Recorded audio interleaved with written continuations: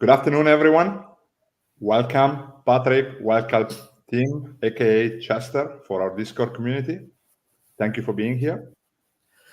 Yeah, thank you. Hi, guys and girls. So today is Welcome, going to be everyone. so, Patrick. Today is going to be a good one, and we're going to go through a preparation for the FOMC meeting tomorrow. The team is going to show us, from a macro standpoint, the things he looks at, how he prepares himself. But before we do that, let's just a quick disclaimer, just a few seconds, guys.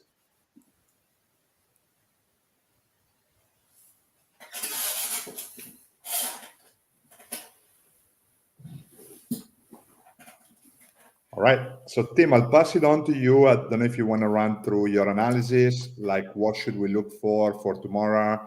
How should we prepare ourselves? What should we expect? And what are the key data points that you are watching?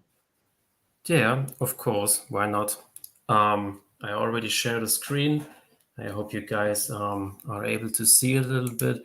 And just briefly and pretty quick, the situation we are having right now and that we're facing tomorrow. And this is pretty short about the effective federal funds rate, aka the rates you pay for pretty much every loan you have to take. With the orange line, we are hovering above 5.33% since over 1 year. And why we did this? Yeah, because of inflation, which is represented by the lilac line, US inflation rate year over year. And rates and inflation are always a part of the economy. And if we are looking at the strength or the weakness of the economy, we also have to look at stuff like GDP, gross domestic product, which I added in the pane here below in green. In red is the GDP now from Atlanta. It's a little bit more updated. And the only stuff that really matters here, how much is your GDP? We are having 2.83% most recently. How high is your inflation rate year over year? 2.5%. And how high are your federal funds rate, aka your rates? We all know they are above 5%. And now you might ask yourself why rates are pretty on an extended time horizon that much up, right?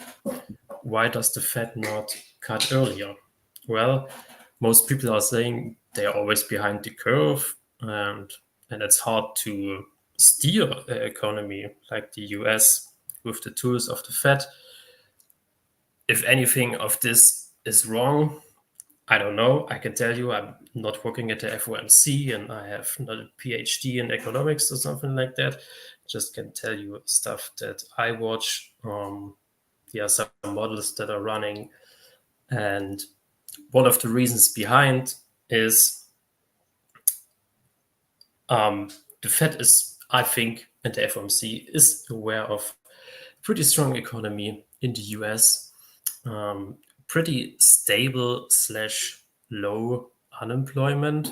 So the workforce and the labor market is still strong in America. I have to say I'm not living in the US. I'm living in the UK, but born in Germany. But I just watch US markets, so I can make my stand here when I say it's pretty stable and they are not very dark clouds on the horizon as for now. And since they are aware, they are really comfortable with these rates, right? So they can hold them over a prolonged time period that elevated. But now the spread here that you can see in the chart above with the federal funds rate and the inflation rate is getting bigger and bigger. Inflation is drizzling down, and recent job reports have seen some softening. So it's maybe wise to think about rate cuts. Okay.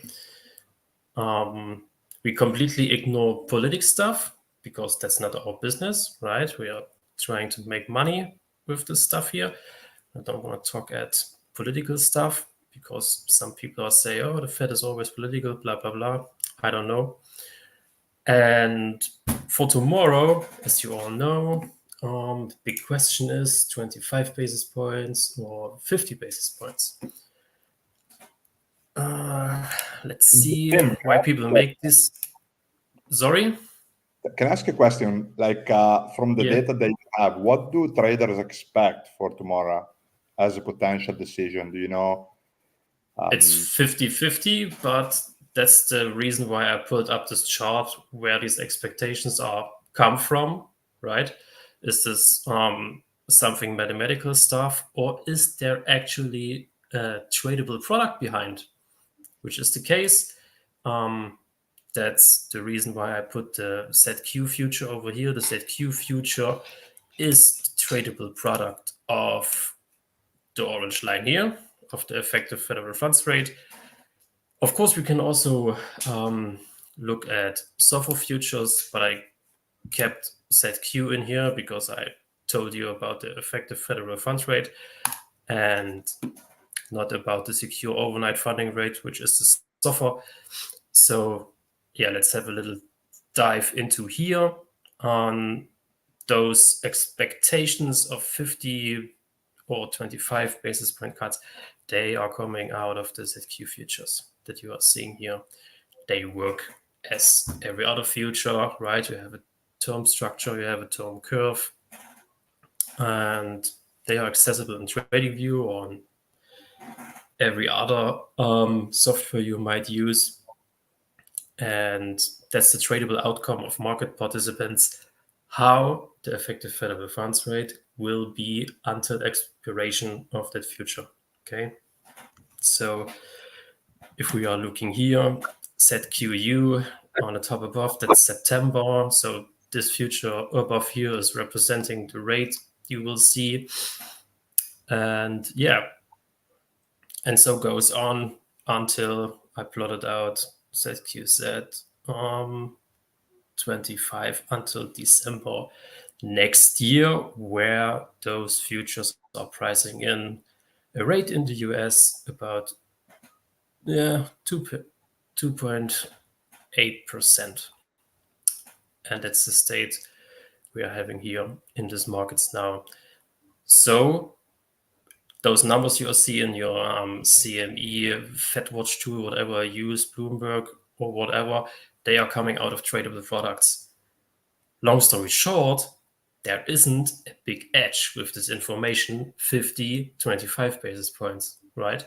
Because there is only one person in the world that knows what will happen tomorrow in the evening, my time, PM, your time, and that's Jerome Powell. So those numbers you are watching, people might use the ZQ futures or the SOFR futures for hedges, right? If there is a 50 basis point cut, they are positioning over there. And yeah, that's my first little advice. Never overestimate those expectations, right? It's just mathematical stuff behind actually tradable future. Okay, so if there are any questions, guys, just type it in wherever you listen or watching. And yeah, do you have something, Fabio? I mean, I have few other slides, but I can do them also a little bit later. Yeah, I think we have actually a good question from Buck. I think tomorrow is also a big expiration for VIX. So I don't know if you have anything to add there. That would be interesting. Yeah, of course. VIX expiration Wednesday, AM, your time, a little bit PM-ish, my time. And question over here is what is coming in hedges during the cash session. I mean, if you are watching a VIX chart over the recent days, it's kind of obvious. Since when was it? July, August, beginning of August, massive spike, carry unwind story. We ignore this. And actually, we never made those lows. 15 area, we are kind of sticky over here. 17, 18, 19. So there's a little bit risk premium baked in the market. What does it mean for you? Imagine you have a portfolio running several millions in stocks. What can you do to hedge for downside? You can invest in puts, right? What happens over there? Bid-ask spreads are getting wider out of SPX options complex, and your VIX will tick up. That also means you have to pay more money for that. My old mentor always told me VIX is that asset where the people are putting actually their dollars on the table to bet for a downside move in their portfolios. So for expiration, I don't have a chart open how it looks like in volume and open interest that we have at MentorQ, but I think 16, 17 was the area with open interest. Yeah, this will cash out tomorrow. And then I say, watch the reaction here into FOMC. From my view, which is not kind of related to VIX, to be honest, both outcomes for tomorrow would be bullish. We will pick up this topic a little bit later. I have also prepared something here, but yeah, good question. And maybe 10, 15 minutes, we will come back to this.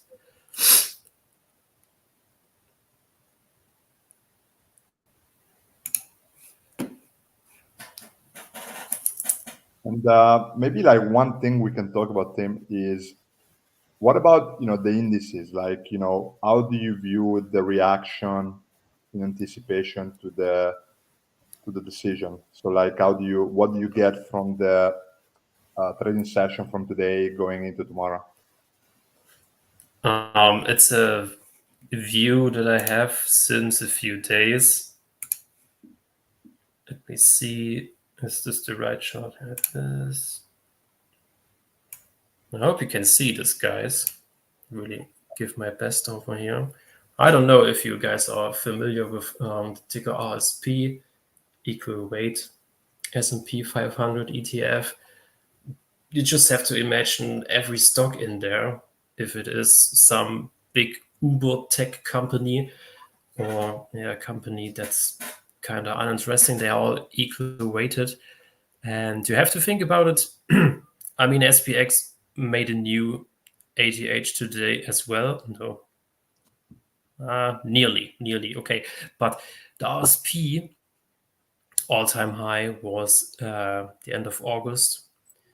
And we made a new all-time high on Friday last week. Yeah. And also yesterday, and we also closed today on all-time high. What does this tell you? It tells you that the whole complex, namely SPX, with all the sectors like XHB, XLF, all the stuff, XLK, is kind of moving in lockstep if they would equal weighted. Okay. Since last days or weeks, we have seen a little bit of weakness in the big tech companies. Yeah, it's represented here with the ETF Max 7. You can see over here, all-time high. July 10th was also all-time high in QQQs. And SPX, yeah, made it you all-time high later. Anyways, that's something I watch because the whole SPX at itself is moving upwards, and stuff that's lagging. These are the kind of tech stocks that were really crowded since the last year and the first half of this year. And also a thing is IWM, small caps. It's usually an index, that rips out of positioning because people are having maybe more short bets over there because most of IWM is unprofitable, tech, biotech stuff and all the things, and they are very, very sensitive for new narratives in monetary policy. And that's something I will watch for tomorrow in the evening, how IWM will perform. If we are looking at today, IWM is up 0.83, and XLK, the tech equivalent, let's name it like this, it's down marginally 0.2. So that's kind of the action that is really interesting. It's because it does not fit in the narrative that people are having, right? So watch small caps. They're always telling, and they can always have some funky behavior to the upside as well as the downside. I don't expect the downside because 25 or 50, it's not bearish. Maybe it causes some volatility, but it's not bearish at all. Yeah. And we have a question here from Wolf. So IWM is gaining for the last few days. My understanding is that basically small caps can earn the most from the cuts. Sure. That's a fair point, right? Institutions are always positioning where, most of the alpha can be allocated. Might be small caps because they have to. Nothing has to, but we just name it like that as for now. They have to catch up. And I don't know if you people have this in mind. It was around beginning of August, I guess. We had volatility out to US dollar, Japanese yen. And if you are working on a hedge fund, you have positionings in Max 7 because tech is a runner and everyone is long over there. You still have to put hedge in your name where you're working, hedge fund, and you need a counter position to your longs in techs. And it's a usual play that you are long XLK or Max 7s and that you are short IWM, right? Weighted to each other, better volatility, blah, blah, of course. And this stuff had to be unwinded back in the days. And that also causes massive performance in IWM. And of course, it depends on the wording, what Jerome will put on the list for tomorrow, what will happen over there. Because if we are jumping now in the topic, what will happen tomorrow in the evening, the wording and the dot plot that's coming out, that's the thing people will watching closely. How does the FOMC is positioned in their opinions of further rate cuts? Will they come in more frequently and faster, or do we keep the pace? Last dot plot was small hawkish, and that's maybe changing tomorrow. Again, we don't know, and just assumptions as for now. And but can that's I ask stuff another that's question? yeah. So Sure. maybe like it's worth spending some time. Like everybody's obviously watching the Max 7, Nvidia, Tesla. But what does lower interest rates and maybe lower than what we expect mean for tech companies? Let me try to pop up my chart here.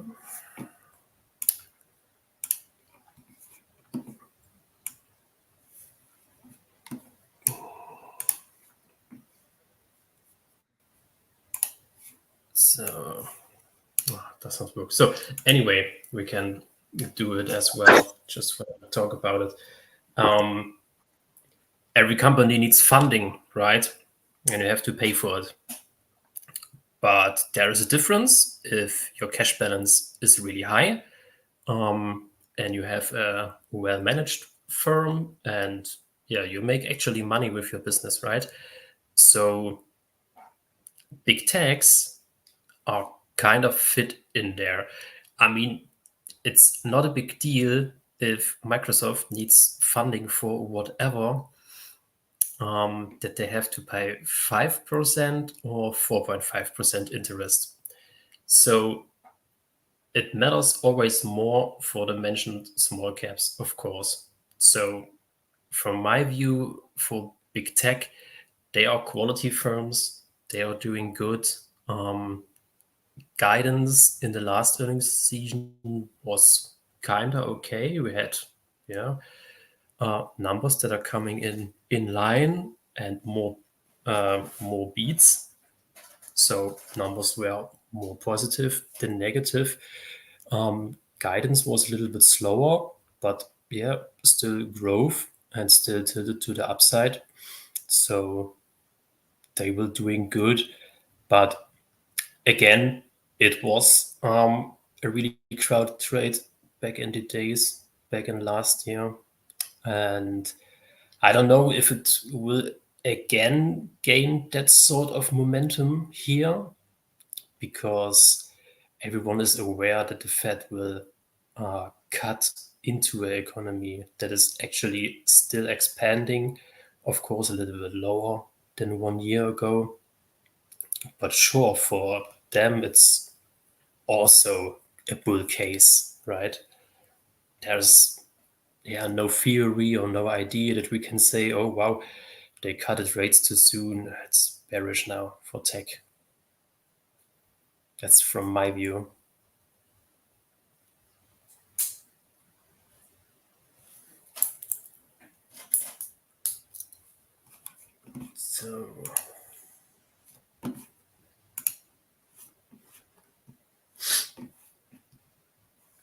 So you can go ahead when you have any questions, guys. Sorry, I was on mute. Thank you, Tim. So basically, one of the questions I think in the chat was about gold and silver. Just wanted to check if you had any charts up, and what were your thoughts on those two assets. Also, we saw like gold reaching all-time high on a very bullish trend, and similar picture we see on silver. So yeah, if you could share more about that. Sure. Let's start with commodities. Let me load my screen over here. Daily. So commodities are always tied to the dollar. At least there is a correlation for gold, silver, copper, precious metals, base metals. And in theory, they all benefit from a weaker dollar, right? Today you have DXY around 101. Much is baked in there for downside. People are still pretty bearish dollar due to the whole rate cut theme. And of course, you have then gold at all-time highs, right? Same goes with silver. It then split apart a little bit for gold, for copper, sorry, because copper is, due to his role as a industry commodity, there's also more demand and supply baked in. It's also tied to the economy, how we are going over there. What is up with China? China is a huge consumer of copper. But for gold, I see new highs over there. If we are seeing, and again, I have to point out this is the most important thing for tomorrow, the guidance from the FOMC, the dot plot, how the participants of the FOMC are tilted over there. more to the downside, which means faster rate cuts, or more to the upside, that means higher for longer. And if we have scenario number one, new all-time high for gold, silver as well. Copper should catch up a little bit. There was this massive run up in May, June, I guess. They will all kind of benefit. And if you are watching soft commodities, like coffee, sugar, wheat, corn, and then put a dollar chart against it, it's even more visible, even more clear that there is a negative correlation. They all benefiting since days, weeks from a weaker dollar. And that's the first point behind it. And as I mentioned, in copper, supply and demand, that's the second point for those kind of commodities. Also in oil, we had a massive rebound the days now because everyone is short oil. That's pretty normal. Oil then can rally in a week 5 or 6% due to positioning because people are max short over there. Then oil gets into a long and people are squeezed out. So don't get misled by that way. It's still short tilted, crude oil and Brent. But it's kind of the same story with the equities. Lower borrowing costs for some types of commodities. Still bullish. Question is always how much is baked in, right? Because also commodity markets are doing stuff 3 or 6 months before they try to price this in. It's always arguing about the future. But don't see a big bear case over here as well. Same as for equities. That's the point. Makes sense. Thank you, Tim. Let's see if we have more questions coming in, guys. Please share them. Did you have anything else you wanted to cover, Tim, specifically in the macro side? If I manage to share my other screen.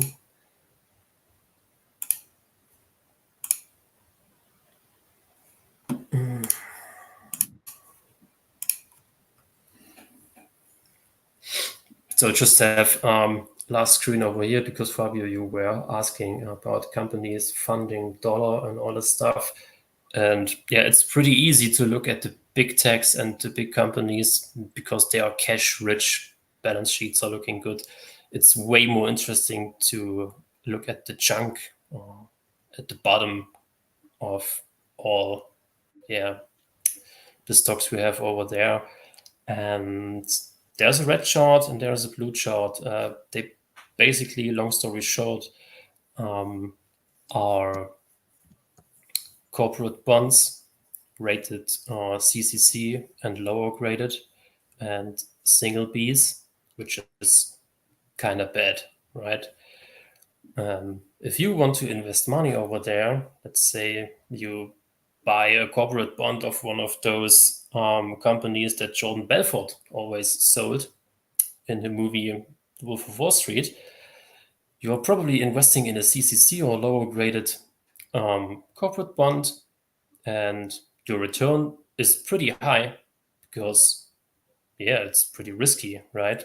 Those firms can go default and you never get your money back. So why not look at this market, right? To gauge if we have stress over there. And as you can see, 2020, from there, markets changed significantly. And there is a big stress over there, right? Those yields, credit risk yield spreads, how they called, they are still pretty low, right? There's also a dotted line in here, financial conditions.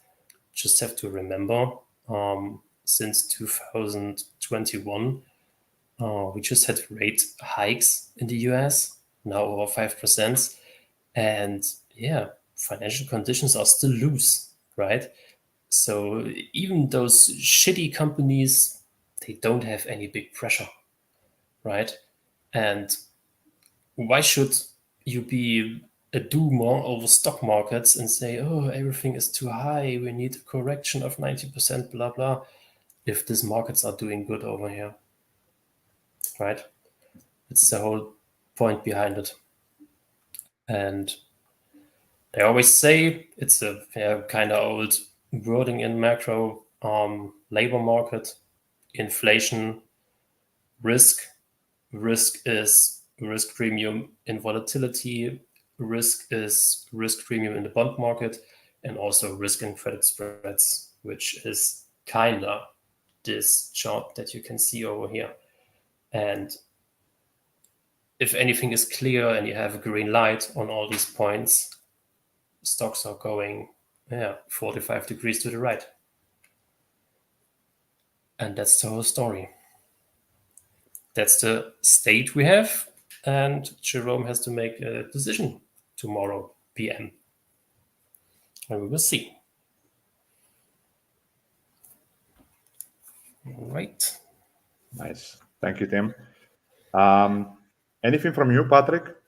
From more like a trader standpoint, like how do you, as a trader scalper, I know you're retired, but how would you prepare yourself for an event like this? So the preparing is starting on Monday. So most of the time I will take the hands off from the market because it makes no sense when we get FOMC. Most of the time we get choppy markets or something like this. So be aware if we have FOMC, the action will become on FOMC or the day after. So everyone is looking for this. I follow only the big money and the big money mindset. I think always like a hedge fund manager. Would I make now a big bet on something before FOMC, a few days before? I think no. I will not put my ass on risk. So for this reason, I will also do this not with my money. And the next thing is how I get prepared. So I will see what's going on. So I have a clear mind. I will not going into the discussion about what maybe Jerome Powell is doing. When I see this on Twitter or when I see this in the community, also a discussion about this is crazy. I will not follow this. I will enjoy this. I will enjoy when we get the press release, and I will enjoy when we have the press conference, and I'm sure I will get my opportunities, especially as a scalper. I get the opportunities to the downside, I get the opportunities to the upside, and then I will show up, I take my money, and that's it. Yeah. Okay, makes sense. Let's see if we have more questions, but I think, Tim, this was awesome. Like, I think, we have great feedback from Rajinder. The macro room is a game changer. So for those who don't know Tim, let me just share my screen. Oh, thanks, mate. That's cool. So Tim would manage one of our macro room. So he posts amazing content every day on rates, bond auction. You're using our CTAs model. And then you actually did a really amazing work. And we talked about this week, Patrick, on crude oil. So this is like really like sell-side research here that you provided, like with all your kind of like analysis on crude oil, Brent, CL. So very, very great stuff. Thank you. Thank you for doing that. Yeah, no worries. That's some sort of primers they call. And as you say, maybe sell-side research is maybe a little bit too high, but those primers are getting handed out to the traders on the desks, and then you have to read maybe 500 pages about your asset that you want to trade, because if you want to trade at a big institution, it's highly unlikely you trade crude oil, gold, bonds, and QQQ at the same time. No, you just trade crude oil. And then you have to read your 500 pages, and then you are professional of the market. So I thought, yeah, let's give out a small handout to the people, because I know not everyone is the same. There are always traders out there. They have the chart open and then they trade and they say price is price. Big problem for me is I always need to know why stuff is moving, right? It can be sometimes a disadvantage, I know, but yeah, that's the reason behind I put in this to the channel to let people know what's behind the curtain. Yeah, that's awesome. Let's see if we have more questions. I think this one was a great session. Thank everyone for being here. As always, if you have any questions about us, about our models, here is where you can find us. And please, if you have any questions on everything we discussed today or any question in particular, send us an email and we'll get back to you with anything. Let's see if we have a couple of more minutes. If not, I would really love to thank you, Tim. I know it's late in Europe, and Patrick, for you in Dubai as well, very late. So thank you for staying, and thank you everyone for tuning in with us. No problem. It's a pleasure, like always. All right. So I guess we'll leave with this, and we'll see you guys tomorrow morning. We'll talk more about this, and then we have another session tomorrow afternoon after the event. So if you want to look for all our live session, you can come to YouTube under live, and here you will see all the upcoming as well as the past session. So we did a very good content last week. So yeah, it's all available for you guys. Yep. All right. Thank you. Have a good one. Thank Bye-bye. you, Tim, also. Bye. Yeah, bye, guys. Have a good one. Bye-bye. Bye-bye.